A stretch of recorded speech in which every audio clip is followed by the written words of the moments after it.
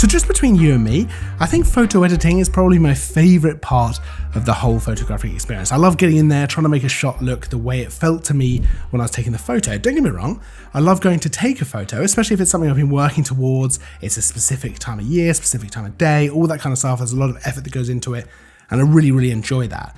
But I do love photo editing. So today, we're going to dive into Lightroom, and we're going to talk about one trick that can really spice up your photos, especially if they're, lacking a little something. Maybe the light's a little bit flat. Maybe it's a little bit boring. Let's talk about it. It's Tutorial Tuesday. Welcome back to Tutorial Tuesday, where each and every Tuesday, we bring a brand new, fresh photography tutorial. Now this week, as you can see, I've acoustically treated my office, trying to make it a little bit less echoey because this room gets very echoey. Hopefully it's going to help a little bit. We're going to find out. I'm going to find out in the edit. We're going to see how that goes. But this week, we're going to dive into Lightroom and we're going to see all the stuff I was talking about in the intro. You don't need me to say it again. Let's just dive in. So maybe you've got a photo that's just lacking a little something. Maybe the light is a little bit flat. This photo, for example, I took with the Panasonic 18mm on the S5. Lovely setup. A little bit wider than I would normally shoot, which is always kind of fun because it's not something I would ever choose to shoot at. For some reason, I just like shooting sort of 35mm and up.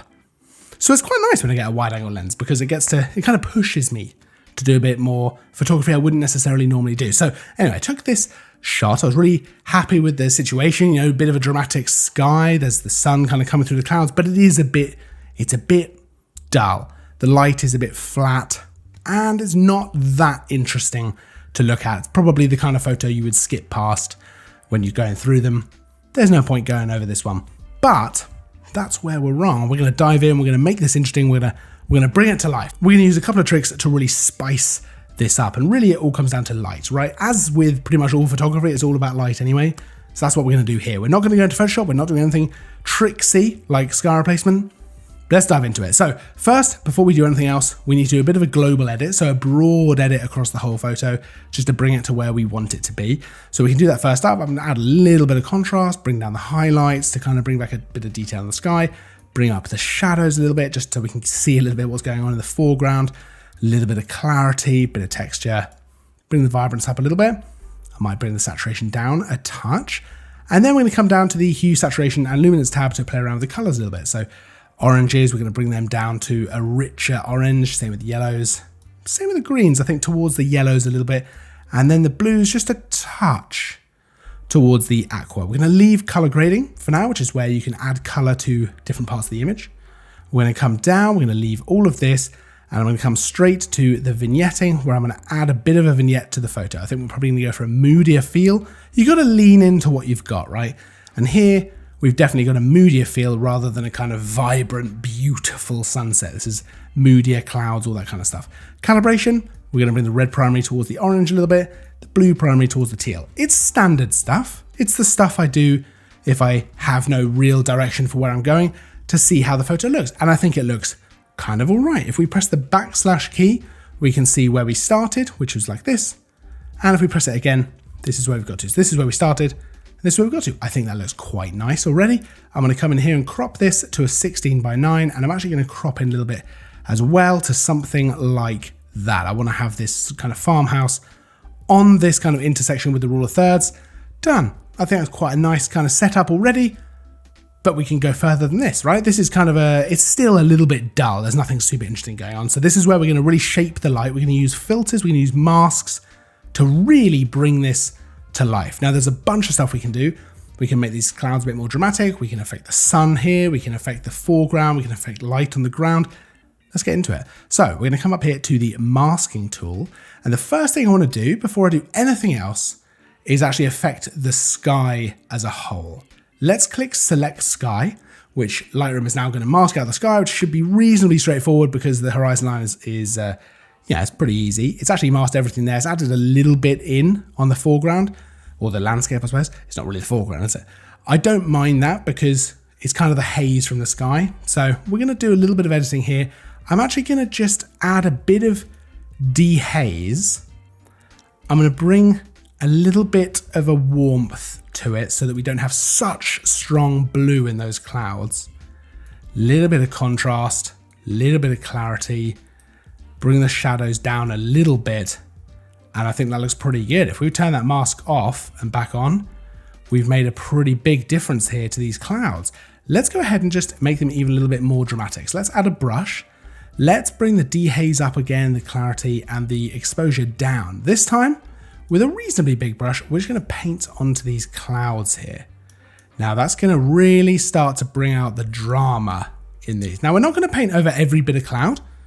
That's not how this is going to go. We want to paint in a little bit of darkness to some parts of the cloud. If I turn that off and back on, we're just adding a little bit of drama there. I might even add just a little bit of warmth in again, just to stop them from being so blue. We don't want them to be overwhelmingly blue. So, okay, I think that looks pretty good already.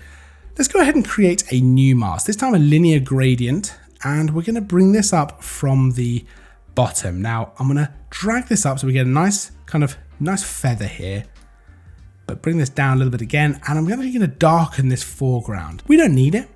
It's not particularly interesting.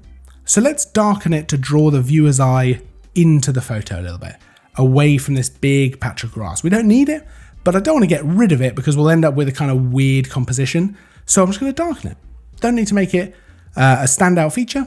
Next up, we're going to go for a radial gradient. Now this, we're going to pop over the sun here, nice and big. You can see I've got a pretty massive feather. It's at 100. I can change that by just adjusting this, or I can change it on this slider up here in the top right.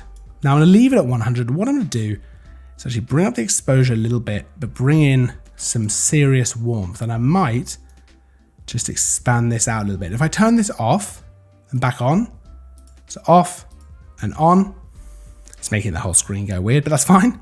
We'll just ignore that. You can see it's adding a nice bit of warmth kind of spilling out from the sun here. So I'm going to do that. I'm going to bring the highlight down just a little bit because I think I've overdone it a little bit there. I think that looks pretty good. Let's turn that off again and back on. It's just adding warmth around where that sun is, which I think is great. Let's bring the dehaze down a little bit within this radial mask as well, because it's just going to simulate kind of sunlight a little bit. Now, if we turn it off, so let's go ahead and do that, off and on, we really are getting a bit of a glow from the sun there, which is really nice. In fact, if we were to up the contrast of the overall image, I think that actually looks even better now, which is really good. So let's go ahead and go back into these masks. We're going to go ahead and create another radial mask. This is where we're going to paint some light onto the landscape. Now, we're just going to make nice big ovals here, and I'm going to bring the exposure and the color temperature up a little bit as well. Now, you don't want to go too crazy because it's going to start to look a bit strange, but we can just add in a couple of different radial gradients across the scenery like this as the light kind of spilling out. We could even go in, add another brush as well. Let's bring the exposure up, a bit of warmth, and let's actually bring the flow down. So the flow is affecting how much we're applying this. So it's almost like an opacity slider, but we can build it up. So if we have it at 39, for example, we can paint it on, we can paint over it again to build it up again, and paint over it again to build it up. So it allows us a little bit more fine control over how much we're applying this particular mask. So on this one here, I'm just going to paint in kind of around bits of the scenery here, maybe over here. And I might even bring in another brush with a dehaze coming down, a bit of exposure coming up, a bit of warmth. Nice big brush. Let's not go too big actually. And let's just paint that in from where the sun is, kind of shining down. I could even go and add another brush in here, and we could just add a bit of exposure, a bit of warmth, and paint a little bit onto some of these clouds just to kind of add a bit of depth to some of these where maybe we feel the sun would be kind of shining a little bit. Okay, and then finally, the last one that I kind of want to do is I want to go ahead and do a new radial gradient, just do it over this entire landscape here and just bring the exposure up just a touch with the dehaze down a little bit, just to make it a little bit brighter so it's easier to see. Now, if you look at that, we could turn off all the masks. So let's go ahead and do that. That's what it looks like without the masks. And this is what it looks like with the masks. Now, the difference is huge. It's night and day, really.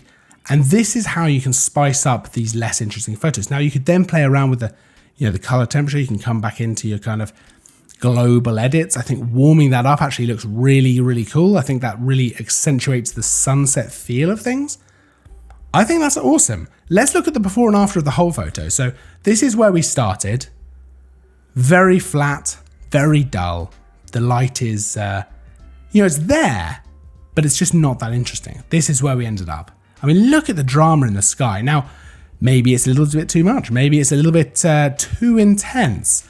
But I like to play around like this because it lets you know where kind of boundaries and levels and things like that are. We could actually come into the tone curve now and actually just darken things a little bit like that. So we've done so much there. Look at that. Look at the moodiness of that. I really, really like that. So this is kind of how I like to approach it. You do the kind of broad overall global edit.